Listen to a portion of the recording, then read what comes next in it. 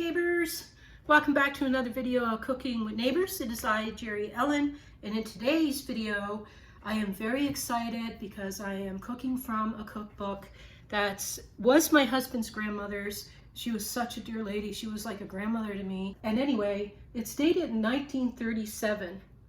Look at this. And I'm going to be making corn chowder from the book. I figured it's a good budget recipe as well. And yeah, I also want to show you what we're going to have with it. I'll link this recipe in the description box and I'll put it at the end of the video as well. So it's the biscuit mix that I made, and I used 4 cups of the biscuit mix and 1 cup of milk because I wanted the larger biscuits. And that's going to go with our corn chowder today. And the thrift store, look at that find. That's what I'm putting the corn chowder in. I know that my style since the beginning and now has been kind of all over the place, but it's still me here. Anyway, I want to turn the light on. Let's put some light on this situation. Okay, let's read this. It asks for 1/4 of a cup of salt pork, chopped up, that we're going to fry. But my store doesn't have salt pork. There's a store in another town that had it, but I didn't want to drive out of town to go for that, so I'm just going to add a bit of salt to my bacon that I have here. I have 1/4 of a cup of bacon.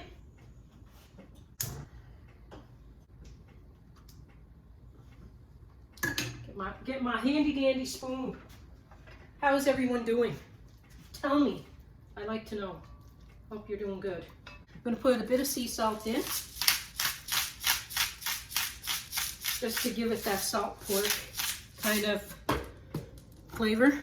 Wash my hands and put some water in this.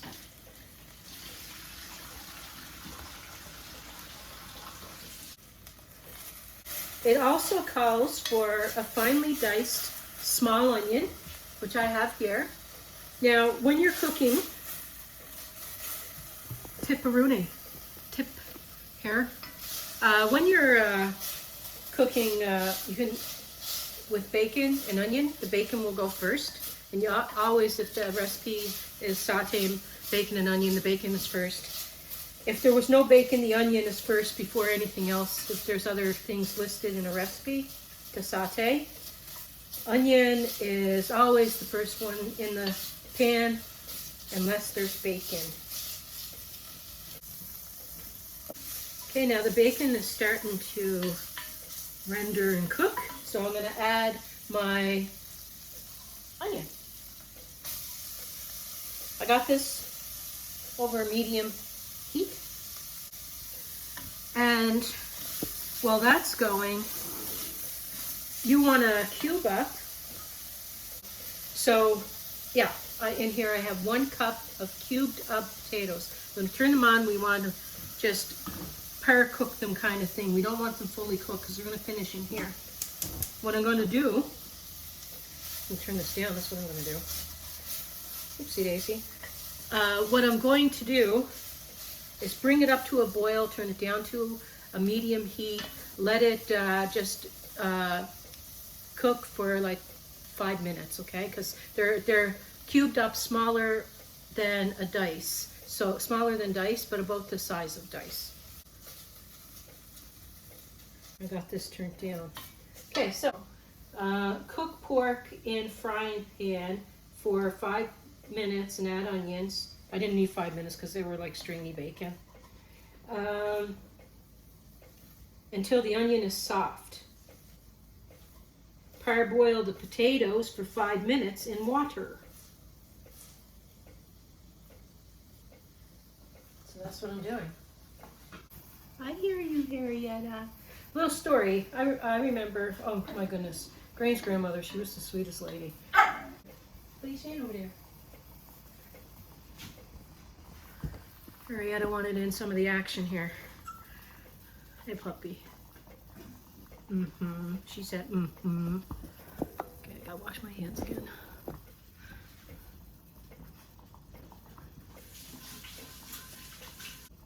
Try them. Little story. Mm-hmm. My husband's grandmother, she was a sweet lady, and her name was Isabel. And I remember many moons ago, back when I was probably 20 years old at the time, she went to bingo and she won. And my husband was working here in Ontario. We were living in Nova Scotia at the time, but he had to come up for work here in Ontario. And she bought me a plane ticket to come and see him because it was a little while. We would go like a bit of time gap between seeing each other with his work. And she bought me a plane ticket with her winnings from bingo. Isn't that sweet? That's the kind of lady she was. I'm going to tilt you down. Okay, so my onions are soft. My bacon is cooked. It let off some nice flavor. And now my potatoes are ready. They're par cooked. We want a cup of water. I'm just going to use the water from the potatoes. So a cup of water. Now I'm going to strain these. I'm going to add that to the pot. I'm turn it down too. And I'm going to add a cup of cooked corn. I'm just using my frozen corn that I had in the freezer. Okay. Still kind of frozen, so it brought the temperature down. There was a little bit of salt in the water with the potatoes, and there was a bit of salt that I put on the pork. So what I'm going to do is I'm going to taste this water. Oh, it's actually really nice, and I got to add more stuff, so I might have to add the salt. So I'm going to salt and pepper to taste, but I'm going to wait to add the salt in a few minutes. So now it is a carnation cookbook.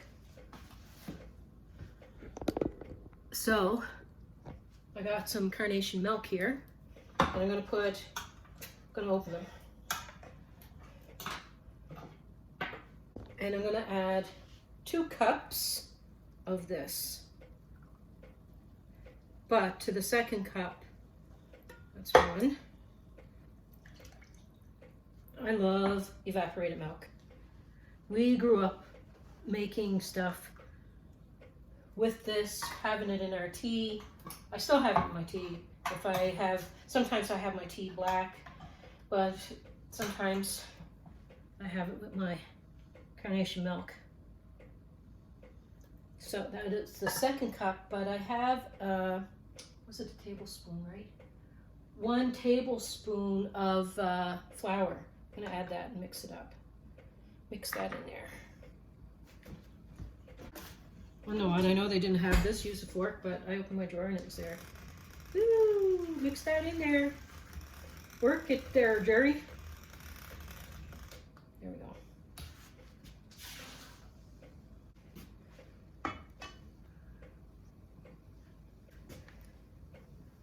I'm gonna give this another little taste. I got a new spoon.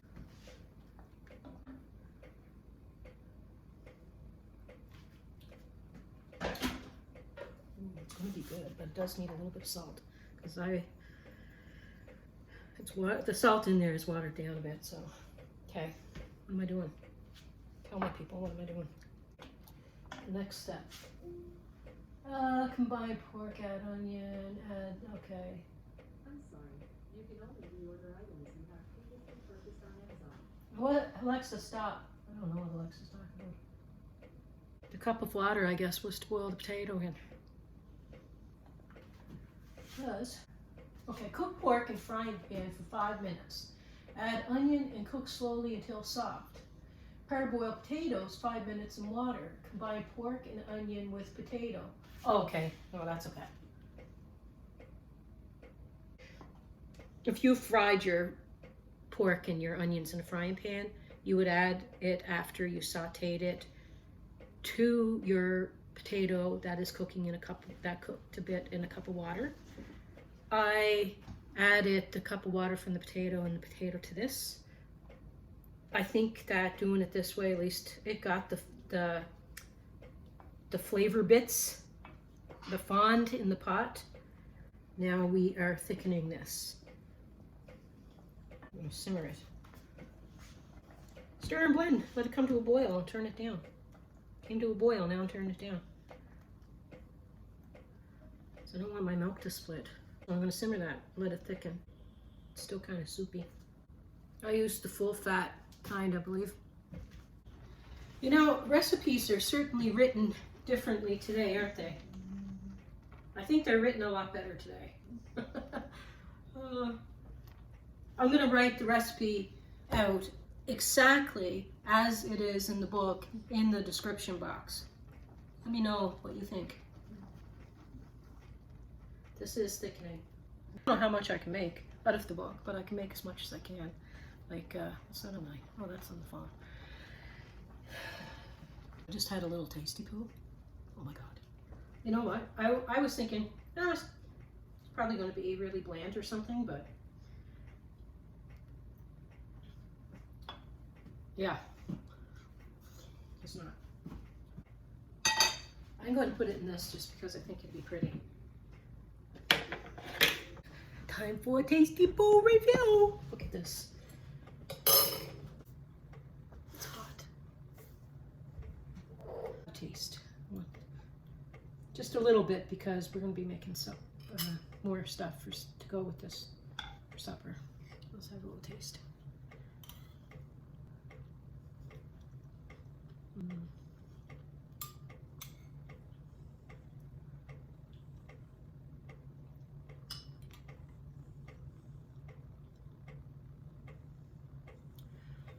That is good for such an old recipe. I'm like, I taste creamy. Well, because carnation milk, I used the full fat one. I was worried because I wasn't sure if you read the recipe. It sounds like you keep the cup of water with the potato, add your onion and bacon and that, but I was a little worried. But yeah, I guess that's the way it goes because it tastes good. I know, Harriet, it smells like bacon. I could eat this like so much during the week. I don't know what else to say other than that this is really, really good. So thank you, Isabel. Kisses to heaven. And yeah, you want to give it a try? Like I said, the recipe will be in the description box. Peace, love, and God bless you. Take care, everyone.